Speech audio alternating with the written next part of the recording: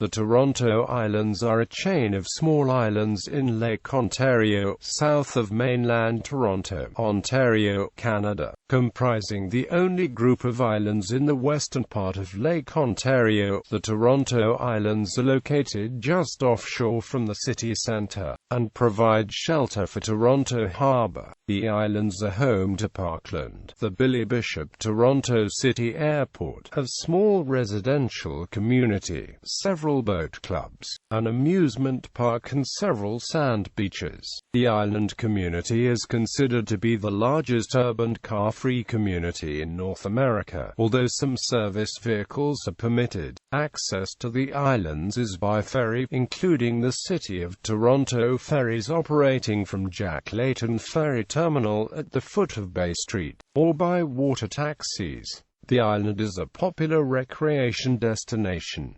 Recreational bicyclists are accommodated on the ferries. There is a public bicycle sharing station operated by Bike Share Toronto at Jack Layton Ferry Terminal, and bicycles and quadricycles can be rented. At Centre Island, canoes, kayaks and paddle boats can also be rented on the island. A frisbee golf course exists on the island. The main beach is along the south shore and the beach on the west shore is clothing optional. There is ample parkland suitable for picnicking which is popular, several playgrounds, and several gardens. Description: Geography: The area of the islands is about 820 acres. The largest, outermost island, called Centre Island, is crescent-shaped and forms the shoreline of both the eastern and western channels. Algonquin and Olympic are two of the other major islands. The former is mostly a residential area and the latter is parkland. Centre Island is home to the city's Island Public Natural Science School. What is commonly called Ward's Island is actually the eastern end of Centre Island and, like Algonquin, is a residential area. The Centre Island Dock and Centreville Amusement Park are located on Middle Island, which as a consequence, is often mistaken for Centre Island. Centre Island is sometimes referred to as Toronto Island to prevent this type of confusion.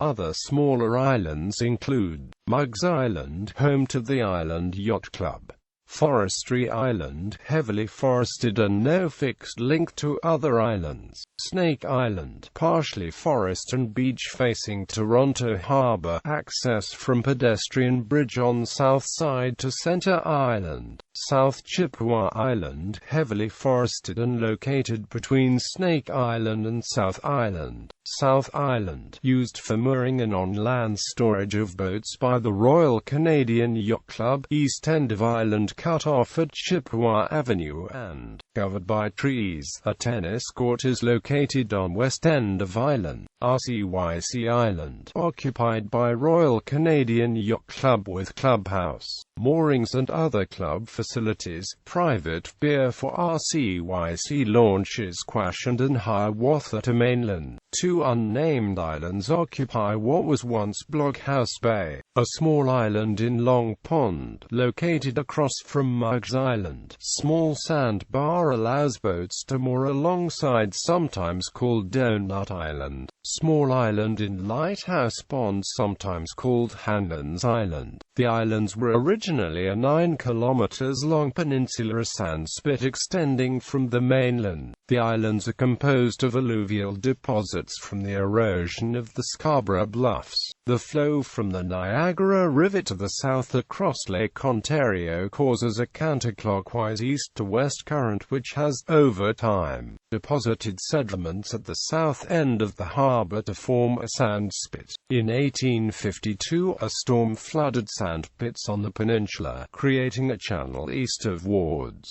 The channel was widened and made permanent by a violent storm in 1858.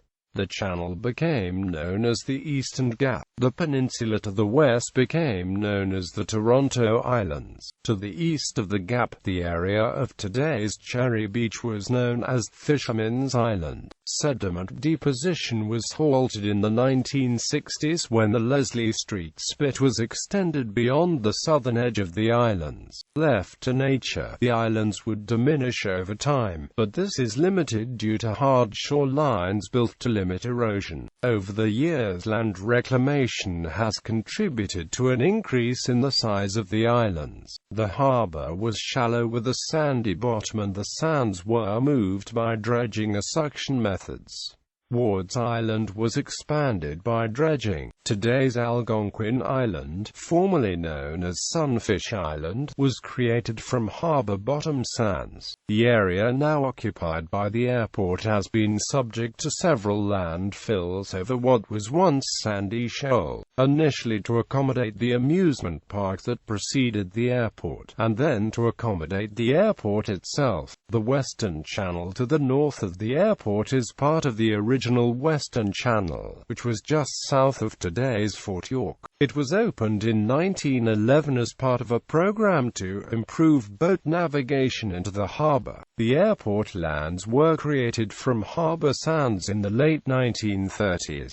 A series of waterways allow boat traffic to navigate the island. Allen Lamport Regatta Course, located between Centre Island and Middle Island from Long Pond to east end of Far Enough Farm. Blockhouse Bay, located on east side of Hanlan's Point. Lighthouse Pond, located next to Gibraltar Point Lighthouse. Long Pond, located between Allen Lamport Regatta Course and Blockhouse Bay. Snake Pond, located between Snug Harbour and Algonquin Island. Snug Harbour, located between Snake Island and Olympic Island. Trout Pond, located west of Lighthouse Bay on the south end of Hanlan's Point. Hanlan Bay was a waterway that has since been buried under the Toronto Island Airport runways. Recreation. The central area hosts Centerville, a children's amusement park which was built in 1967 with a 1900s-style turn-of-the-century theme. The park includes a miniature railway and antique carousel, and is open daily in summer. The Far Enough Farm is nearby and displays common farm livestock and birds. The Franklin's Garden Children's Garden was created in the 2000s and is located to the west of the Avenue of the Islands. A splash pad and playground is also located nearby. On the western side of Ward's Island is a flying disc golf course. There are several swimming beaches on the islands, including Centre Island Beach, Manitou Beach, Gibraltar Point Beach, Hanlan's Point Beach and Ward's Island Beach. Hanlan's Point Beach includes an officially recognized clothing optional section. Recreational boating has been popular on the islands for over a century. The islands are home to 4 yacht clubs: Harbour City Yacht Club, Island Yacht Club, Queen City Yacht Club and the Royal Canadian Yacht Club. There is a public marina, the Toronto Island Marina, and several smaller clubs, including the Toronto Island Sailing Club, the Sunfish Cut Boat Club and the Toronto Island Canoe Club. There is also a Dragon Boat Regatta Course and Grandstand, where the Toronto International Dragon Boat Race Festival is held annually. There are public tennis courts located at Hanlan's Point and a community tennis club at the Ward's Island Tennis Club. For many years, the Caravana has held an annual arts festival at Olympic Island on the Simcoe Day weekend. Other island events include the Olympic Island Festival, an annual rock concert initiated in 2004 by Sloane's J. Ferguson. The Wakestock Festival has also been held on the islands. 1975 to 1985, the Canadian Open Frisbee Championships, Olympic and Ward's Island, introduced disc sports to Canadians. A community of about 300 homes still remains on the Toronto Islands, concentrated at the eastern end of the island. island chain on Wards Island and Algonquin Island. Under the terms of the Toronto Islands Residential Community Stewardship Act, there are strict rules under provincial law governing the buying and selling of these homes.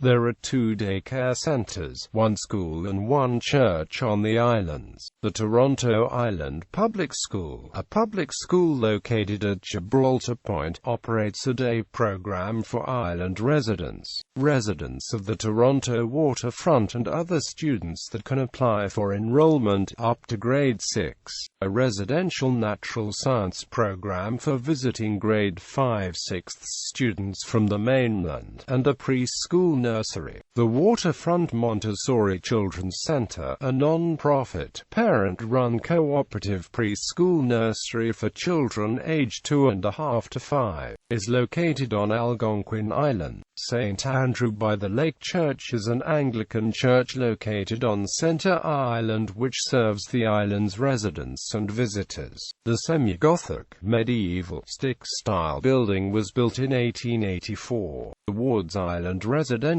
community encompasses 12 acres of the entire 820-acre Toronto Island Park. There are approximately 150 residences, most of which are occupied on a yearly basis in a centrally located Wards Island Association clubhouse which was built 1937-8.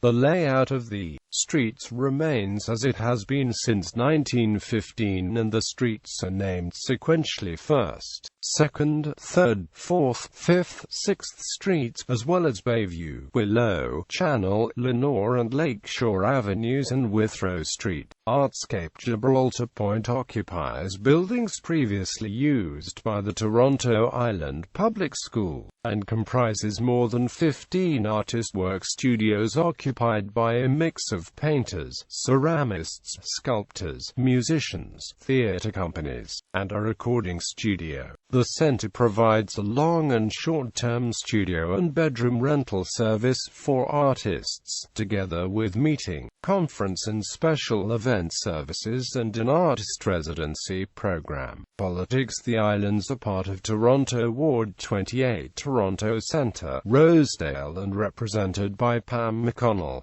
The area was once part of St. Andrew Ward and Metro Toronto Ward 20 Trinity Niagara. The islands have been part of the provincial riding of Trinity-Spadina since 2007 and are represented by Liberal MPP Han Dong. From 1999 to 2007 the area was part of Toronto Centre, Rosedale, and from 1987 to 1999 it was part of Fort York. The islands have been part of the federal riding of Trinity-Spadina since 2004 and are represented by Liberal MP Adam Vaughan, who was elected in the 2014 by-election following the resignation of NDP MP Olivia Chow to run for the mayoral office. From 1997 to 2004 the area was part of Toronto Centre, Rosedale. From 1966 to 1997 it was part of Rosedale. From 1933 to 1966 it was part of Spadina, and from 1903 to 1933 it was part of Toronto South. Climate. The climate differs from the mainland in that cooler lake waters surrounding the island cool spring, summer and early fall daytime temperatures by 2 to 3 C on average. In winter the unfrozen lake waters are sometimes warmer than the air. Temperatures are roughly equivalent to the downtown area but warmer than areas further away from the lake. Fog and low clouds are more frequent at the island. On the mainland, near shore areas of the lake only freeze after a consistent period of sub-freezing weather. The highest temperature ever recorded at Toronto Island was 99 degrees Fahrenheit on the 15th of June 1919. The coldest temperature ever recorded was -22 degrees Fahrenheit on the 13th of January, 1914. Education. The Toronto District School Board operates the English-language, secular public schools serving Toronto Island. Prior to 1998, the Toronto Board of Education served the Toronto Islands. The TDSB operates the Island Public Natural Science School on Centre Island. As of 2013, the school has 179 students. 15% of the student population originates from Algonquin and Ward Islands, and about 85% of the students live in the city and take ferry transportation to school. Other schools serving the Toronto Islands are the Waterfront School, Jarvis Collegiate Institute, Central Technical School, and Central Commerce Collegiate Institute, Northern Secondary School. The Toronto Catholic District School Board, previously the Metropolitan Separate School Board, operates public Anglophone Catholic schools serving Toronto Island. The Conseil Scolaire Viamond operates secular Francophone schools, and the Conseil Scolaire de District Catholic Centre-Sud operates Catholic Francophone schools. History. Prior to European colonization, the Toronto area was home to various native peoples, including the Anishinaabe, who were the last to occupy the area. The Anishinaabe, who named the peninsula menacing, brought the sick to the peninsula to recover in its healthful atmosphere. To the descendants of the Ojibwa, now the Mississaugas of the New Credit First Nation, the Toronto Islands are sacred land. The Toronto Purchase of 1787 and 1805, according to the British, included the islands. The Mississaugas, in a land claim settlement process started in 1986, claimed that the islands were never included. In 2010, the Government of Canada and the Mississaugas reached a settlement which resulted in a cash payment to the Mississaugas from the Government of Canada. In return, the Mississaugas relinquished their claim to the islands. The peninsula and surrounding sandbars that now form the Toronto Islands were first surveyed in 1792 by Lieutenant Joseph Bouchette of the Royal Navy. D.W. Smith's Gazetteer recorded in 1813 that the Long Beach Peninsula, which affords our most delightful ride, is considered so healthy by the Indians that they resort to it whenever indisposed. Many Aboriginal encampments were located between the peninsula's base and the Don River. The peninsula was actually a series of many sand spits and ponds. During the 1790s, the British built the first buildings on the island. A blockhouse and storage structures were built at Gibraltar Point in 1794. The garrison was known as the Blockhouse Bay Garrison, and it supported the garrison on the mainland.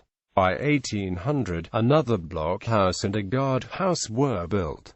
These were destroyed in the Battle of York. Another garrison was built, but it was abandoned by 1823 and demolished in 1833. The Gibraltar Point Lighthouse was constructed at Gibraltar Point, the southwestern extremity of the peninsula, in 1808. It is perhaps best known for the demise of its first keeper, German-born John Paul Radel Muller, whose alleged 1815 murder by soldiers from Fort York forms the basis of Toronto's most enduring ghost story. Although the precise circumstances of his death remain a mystery, recent research has verified many aspects of the popular legend. The two soldiers charged with but ultimately acquitted of Radel Muller's murder were John Henry and John Blumen, both of the Glengarry Light Infantry. The peninsula was first cut by a storm in 1852, but a breakwater was built and the channel was filled in by silt. However, in 1858, the peninsula became an island permanente by a violent storm that cut a 500 feet wide channel. The same storm destroyed 2 hotels on the island. After the peninsula became an island, the Hannon family were among the first year-round inhabitants, settling at Gibraltar Point in 1862. In 1867 the city of Toronto acquired the islands from the federal government, and the land was divided into lots, allowing cottages, amusement areas and resort hotels to be built. The west side of the island became a resort destination for the people of Toronto, and the first summer cottage community was built there. In 1878, a hotel was built by John Hanlon at the northwest tip of the island, and soon after the area became known as Hanlon's Point. John's son, Edward Ned Hanlon, earned international recognition as a rower before taking over his father's business. Other notable families on the islands include the Ernins and Wards. At the same time as Hanlon's Point was developing as a summer suburb of Toronto, developments were going on elsewhere on the islands. Along the lakefront of Centre Island, large Victorian summer homes were built by Toronto's leading families looking for refuge from the summer heat and drawn by the prestigious Royal Canadian Yacht Club, which had moved to a location on the harbour side of Centre Island in 1881. By contrast, the Wards Island community began in the 1880s as a tent community. William E. Ward built the Wards Hotel and a few houses and rented tents to visitors. In 1888, the first year-round public school was established on Centre Island at Gibraltar Point. In 1899, there was a colony of 8 summer tenants on Wards Island paying $10 rent for the season. By 1913, the number of tents pitched had increased to the point where the city felt it necessary to organize the community into streets, and the tents eventually evolved into a cottage community. In 1894, a land reclamation project by the Toronto Ferry Company created space for an amusement park at Hanlon's Point. In 1897, the Hanlon's Point Stadium was built alongside the amusement park for the Toronto Maple Leaf baseball team. The stadium was rebuilt several times over the years, and in 1914, Babe Ruth hit his first professional home run into the waters of Lake Ontario from this stadium. In the 1920s, the Maple Leaf team moved to a new stadium on the mainland. From 1915 to 1916, a temporary wooden hangar was built at the beach by the Curtis Flying School. This floatplane aerodrome was used for flight training for World War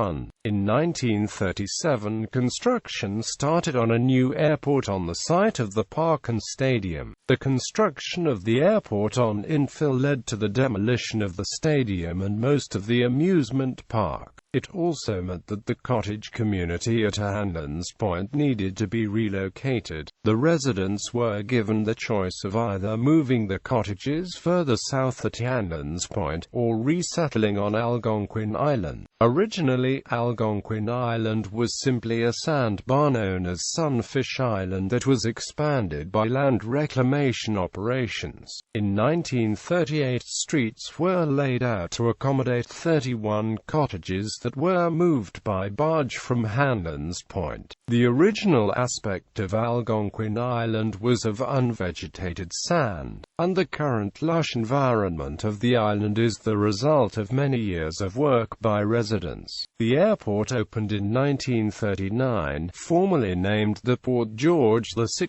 Island Airport, after the reigning monarch of the time. During the first few years of the Second World War, expatriate Norwegian pilots in training used the Toronto Island Airport as a training field for both fighter and bomber pilots. Several accidents, including one where a pilot under instruction clipped the funnel and mast of the island ferryboat Sam McBride and crashed, led to the training school being moved north to Muskoka, Ontario. At its peak in the 1950s, the island residential community extended from Wards Island to Hanlon's Islands Point, and was made up of some 630 cottages and homes, in addition to such amenities as a movie theater, a bowling alley, stores, hotels, and dance halls. Not long after its creation in 1953, Metropolitan Toronto Council undertook to remove the community and replace it with parkland. The construction of the Gardiner Expressway had removed many acres of recreational land along the Toronto waterfront, and the island's lands were to replace the acreage. In 1955, after the city had transferred the lands to Metro, the new Metro Parks Department started to demolish homes and cottages whose lease had expired or whose leaseholders gave up the leases. In 1959, the Metro Parks Department opened Far Enough Farm, and in 1967 opened the Centerville Amusement Park, along with a new public marina. In 1971, Metro Parks opened a new ferry terminal at the foot of Bay Street.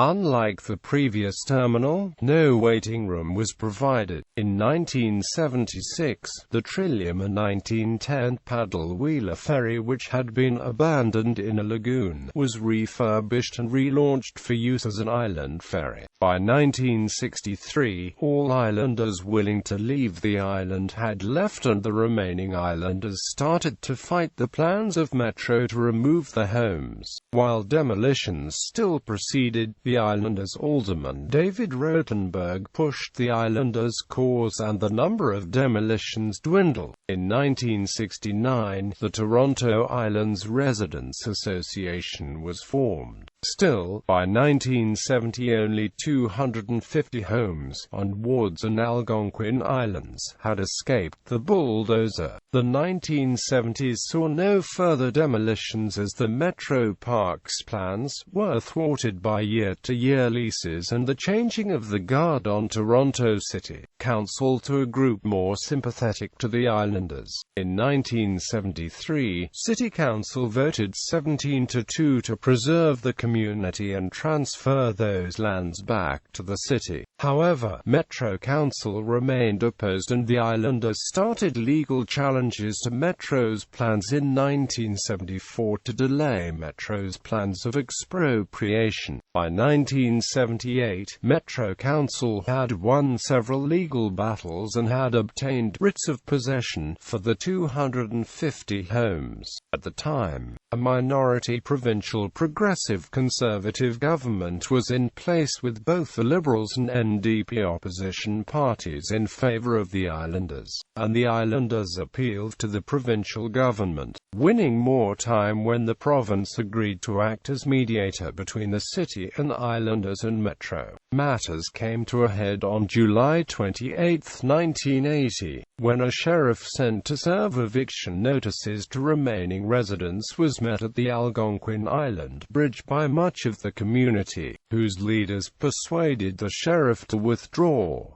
On July 31, the community won the right to challenge the 1974 evictions. The islanders lost the challenge, but by this time, the province had started a formal inquiry headed by Barry Swadron into the Toronto Islands. On December 18, 1981, the province of Ontario passed a law legalizing the islanders to stay until 2005. This kept the lands in Metro's ownership, to be leased to the city, who would lease it to the islanders.